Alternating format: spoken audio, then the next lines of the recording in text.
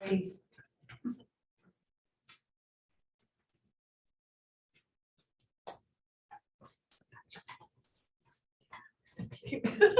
So funny. Oh, he's gonna be like really on the screen. He got himself. Okay, the screen. I'm not sure. Is that Donna? No, No, that's it's my not, husband. Oh, no, it's just member of the public Yes. living in Bethel. okay. Let's see. Can we get? Oh, here we go. View, gallery. Yeah, that would be, oh, perfect. Look at that. Okay. All right, we can start. Well, hello, welcome everybody. Hello, my name is Catherine Hebert. I'm Chairman of Sustainable Bethel Commission. First item on the agenda is the Pledge of Allegiance. Pledge allegiance To the flag of the United States of America and to the republic for which it stands, one nation, under God, indivisible, with liberty and justice for all.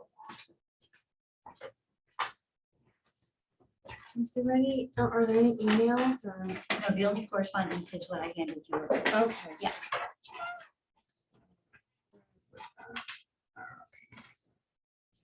I think everybody got something from the first selectman related to executive sessions. We don't have to go over it. You didn't want me to go over it now or If you'd like to read it. read into the record? Okay, so we received this from the first selectman's office. It's dated June 14th, 2023, to all boards and commissions regarding executive sessions. When entering an executive session, it is a best practice to designate a place and instruct the public where to wait for the meeting to resume. The location should be far enough from the meeting room to ensure privacy for the executive session, but within eyesight of the door to the meeting. When coming out of executive session, opening the door is sufficient notification for the public to re-enter the meeting room. You are not obligated to find members of the public who may have left the designated area. If a location is designated for the public to gather that is not within sight of the meeting room, you should notify the members of the public in the waiting area once the executive session has ended. Following this best practice will help you protect sensitive information while ensuring maximum transparency for the public. Please add this memorandum to correspondence in your next meeting. Respectfully, Dan Carter, First Selectman, Town of Bethel. Okay, and that was it, right? Yes. Are there any public comments? Billy Michael, 27.5 Fleetwood Avenue. I'm sure because you were involved in environmental things and you're up to date. There was a lot of talk, and I got something from this group called Circa that identifies itself with Sustainable Connecticut. And in the same day, I got something from Desegregate Connecticut. It's all about zoning relative to heat. See, we have this heat problem. These high temperatures are causing this debate about zoning and housing. And I see a hot summer being seized by political activists. And I'm against all this cluster, what I call cluster housing, all this desegregate Connecticut, all this stuff that's killing the Grassy Plain district with the proposals. And this is all dovetails into Sustainable Connecticut. And this is an unelected commission. And I don't know how people can, I don't know where you're going to line up on these matters. And if there will be public debate, if there will be a referendum on things. Like I've stated my position on an equity coach. If the town wants an equity coach, we'll make an elected position so people can decide on it in the voting booth. You're in a unique position in that you're not an elected board, so things can happen without the oversight that the electoral process affords us. This heat business, to see this heat business being brought up by Sustainable Connecticut and this CIRCA subtext group of that, I don't know if you're tied in with them, and then Desegregate Connecticut, and then if you look at the Bethel patch, every single day they have a weather alert. I've never seen, I've been in this town for 73 years, and I've never been more terrified by weather forecasts. Every weather forecast is an alert now. And it's like hystericalizes us about storms, and flood watches, and this and that. And it was funny, I was thinking of, in my lifetime, I was here, I was a little boy with the great flood of 1955. I lived through that flood, and 12 inches of rain fell in 24 hours. If that happened now, there'd be climate change activists screaming. This was 1955, this flood happened. The coldest it's been in Connecticut before I was born was in 1943. It was 34 below zero in Falls Village, Connecticut. The hottest temperature in the state is 110 years ago in Torrington. It was 1913, it was 106 degrees here, and 134 degrees in Death Valley. So these big numbers, and when I see people say, oh, it's hotter than it ever was, well, when you look at the records, and it's wetter than it ever was, and you look at the water, I believe my point is taken. That's what I wanted to say. I just think this is being hijacked. The weather is being hijacked by political activists, and climate change and sustain, your commission is part of this. And that's why I come here as to add public input to a non-elected commission of yours that has a lot of power as far as policy making for the town. Thank you. Thank you, Billy. Yes. I'm Cynthia McGorgandale, 19 Elgin Avenue, Bethel. I would be here more. I've been traveling. I actually went to Brighton as well. Love it. So I kind of echo what Billy says, but more in an overarching way, because it seems the trend now, and that's what it kind of, I was worried to see that this committee was somehow under the auspices of Sustainable Connecticut, because it seems like the trend is moving towards more state and federal rather than the town itself. So it's like, does the town need an equity coach? Well, it doesn't matter, because Sustainable Connecticut, under their auspices, they think everyone should have an equity coach.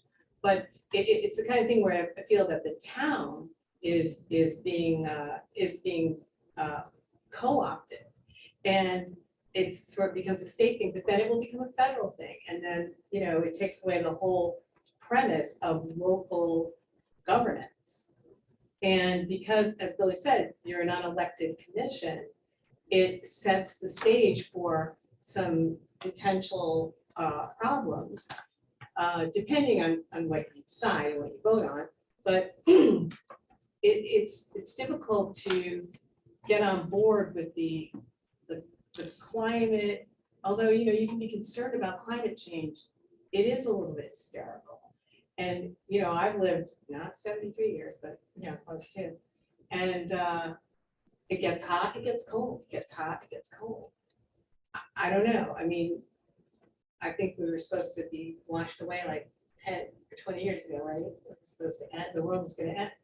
But just, keep that in mind, that you're a commission, but then there are a lot of people at large who may have other opinions, and just to maybe solicit those opinions and try to do it as a community rather than just a commission. Thank you. Anything else? No. Thank you. Okay, so we move on to my chairman's report. First, I want to welcome again Gabriela Hernandez. She is our new commissioner. She was appointed yesterday by the Board of Selectmen, officially sworn in today. Congratulations. And she has been volunteering for a while. So now you are an official voting member. Again, congratulations. Thank you. So I was thinking about what I was going to say this month, and I usually just report what I've done and who I've spoken to, where we stand, the status of the Sustainable Bethel Commission. But we are again at a pause and reset mode, and we are waiting for commissioner appointments to be approved. And it is important that we have enough bodies, although now we're growing a little bit. This is municipal government. We move at a glacial pace. So that's, it is an exercise of patience and resilience. So in my life, in my career, I've had to pause and reset a million times. These are setbacks, but I look at them as opportunities to reimagine and to rebuild. So it's really easy to knock things down, but it is exponentially more difficult to build and grow. And it does take patience, collaboration, and resilience. Well, the Sustainable Connecticut certification is important to the commission. And we are getting there inch by inch, but each pause and reset, and each setback in this past year, we've learned something new, which is part of the journey to affect change. So how do we do that? Well, we communicate where people are at. Everybody hears things different. Everybody listens differently. But why? What are we trying to solve? But that's where the learning and the opportunities happen. So every pause and reset brings us closer. And we build relationships with everyone. And it does take a community collaboration and town partnerships. And we do live in a world of ambiguity and a transition. It's a bit of chaos. So we do have to, the pause and resets are part of the journey and they are part of the process. So I want to thank everyone who's been here, Katie and Peter, since the beginning, and to our new members who are part of the journey and part of the team. And again, I'm going to say this, and I always say this, it's an exercise in patience and resilience, and that is what is part of sustainability. So we still have some openings, commissioner openings, and I had a meeting with Dan the other day, and one of the ideas that we thought about was the Food Truck Friday. So there's in August. So that is an opportunity for us to have a table, or we already have our tents, tables, and everything else to continue the opportunity to talk to people, to talk about what they think is sustainability, and to maybe engage new member volunteers. The two Food Truck Fridays in August, I believe, are August 4th and August 18th from 5 to 8. So we don't have to talk about that tonight, but I want you to think about it and get back to me by Friday so we can plan that and have a table there on the green. Lastly, I did have a meeting with Jane Davis, who's the president and CEO of the Ability Beyond Disability. And they have been in Bethel for decades, and they are actually in different areas in Connecticut in the Northeast for like 75 years. And they are an important partner. So that's my report. Are there any questions? Any comments here? Just one thing, for the Food Truck Fridays, I can potentially do something for the 18th, the 4th, I will be out of town. Okay, let's go with that. Right, and then, the rest of you, if you want to get back to me by this Friday, that'd be great. Okay, Tia is a yes. All right. Any other comments about my report? No? Okay. All right, so then we have consideration of approval of the minutes. Do I hear a motion? So moved. Second? Second. And all in favor? Aye. All right. Okay, so we since we have another commissioner, now we have one of the initial plans of this commission was to create some subcommittees to talk about things. And so we are looking to consideration of approval to establish a planning subcommittee. We don't really have a structure yet about that, but we would like to establish that planning subcommittee so they can meet. Excuse me, just a point of order. I'm sorry, this was in my mind. You are out of order. No, Yeah. no, Oh. point of order. Oh, point of order, I'm okay. calling for Robert's rules. Okay, Pursuant to your voting on the minutes, the newly placed person should be abstaining from the vote if they were not at the prior meeting. Oh. It should be an abstention. but you weren't a voting member. I was present, but okay. Yeah. Just for the. Oh, the thank you. So- No, good, thank you. Yeah. Very good point. All these little rules in municipal government, right? Government is Yeah. I loaded with think it. I know that. That's- After 35 That's years. where the resilience comes That's from. a Yeah, that's but thank you for that. resilience. Okay, so consideration of approval as to establish a planning committee. Do I hear a motion? And second? All in favor? I Okay. So I don't know if there's any reports or anything that anybody wants to talk about, commissioner reports. Oh, wait. You wait. You're good. I'm fine. Okay. No. Traveling. Yeah, this is an item that will be on the agenda all the time because as we grow, this will become more of a conversation. Related to the Sustainable Connecticut certification, again, it's a little pause and a reset. We did meet with the fellows twice, who are assigned to, they were assigned to us to help, I guess, navigate through the process, but since we have changed things around a bit, yeah, but we're just pausing it for now. And we're looking to see how we will continue along that journey. The new planning committee will be tasked with this responsibility, and then we'll come back to the Sustainable Bethel Commission to report on how this would be advancing. So that's what I have related to Sustainable Connecticut at this point. Anyway, that's really all I have. Can I add something now? Oh, sure, you can talk. You're commissioner. So yes, I think that the volunteering I've been doing has allowed me to learn a lot about how this whole process works, how the commission came to be, and how we could potentially, how we have been working with the community in Bethel to get a sense of what is important and focus on incorporating those needs and concerns into what we drive forward. So I'm excited to continue that relationship building with the town and its residents. I think going to existing events of other organizations in town is going to, again, help build that connection, that umbrella that we could become to connect all the different initiatives and programs, organizations that are already been in Bethel with a sustainable mind. So to continue to support those efforts in town so that we have an improving quality of life here in Bethel. So that I'm excited to continue to do that, specifically in the sub-planning committee, to really focus in on the next steps so that we can, continue with our Sustainable Connecticut efforts. Great.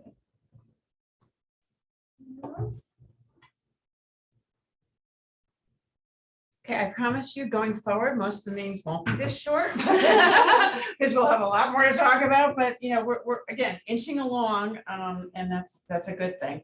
I don't have anything else. Does anybody else have anything else that they want to add under other business? No? Okay. Do I hear a motion to adjourn? So Oh, go ahead. just one quick question. Yes. So in terms of, and maybe I missed it, Sustainable Connecticut certification work, that's all going to be Part of the plan, part of the plan. Mhm. Okay. And because I saw that there was an email that went, and I responded. and I Yeah. saw that Yep. response. Yep. So they are aware that we are in the process of. They are Good. very aware of what's going on, and Good. there, there's 169 towns in the state of Connecticut. This whole certification process, I think, became into play in Connecticut in 2018, 2019. So I think they're at 40–50% of the state, which is pretty good.